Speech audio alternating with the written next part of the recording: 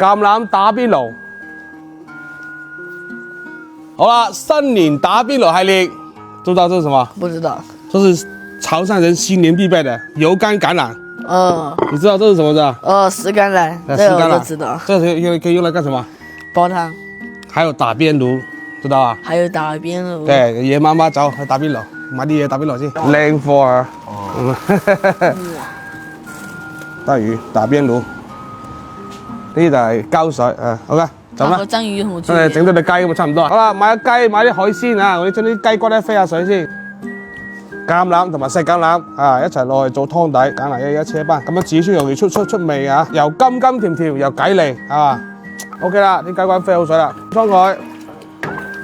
請出呢一煲秘密武器，提前煲好嘅呢個粉腸湯，呢個粉腸橄欖湯咧喺呢度好出名嘅嚇。今日我哋攞嚟做呢個湯底，加入呢個雞骨、橄欖同埋細橄欖一齊懟落去啊！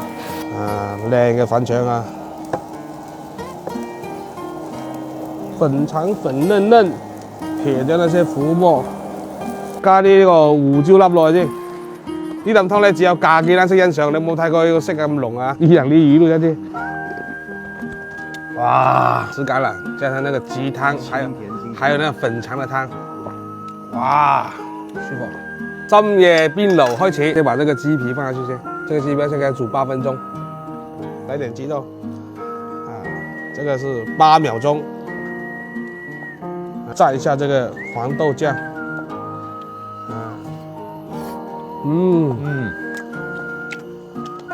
夠新鮮，夠嫩，時間不能太久。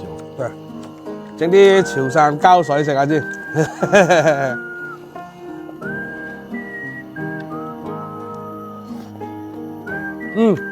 剛好，脆脆的，好脆啊！第一次這麼脆的八爪魚，所以咱們用呢個油帶，油的帶魚。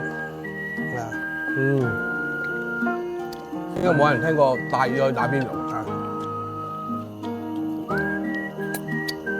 弄條底仔魚試下，端聲嘅粉腸，味道太好吃，豆腐。打邊爐喺呢度整翻一杯啦！呢款酒啊，好飲又健康，5年以上陳釀，5種草本精華。新年快樂！新年快樂！唔錯，好飲啊，好酒好餸，好過年。將呢個雞蛋先，跟住食嗰個雞皮，一口包子的感覺。soft 聲嘅雞皮。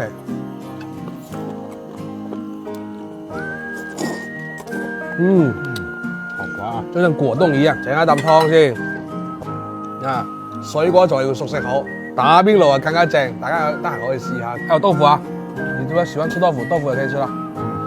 吸一碗湯吃了。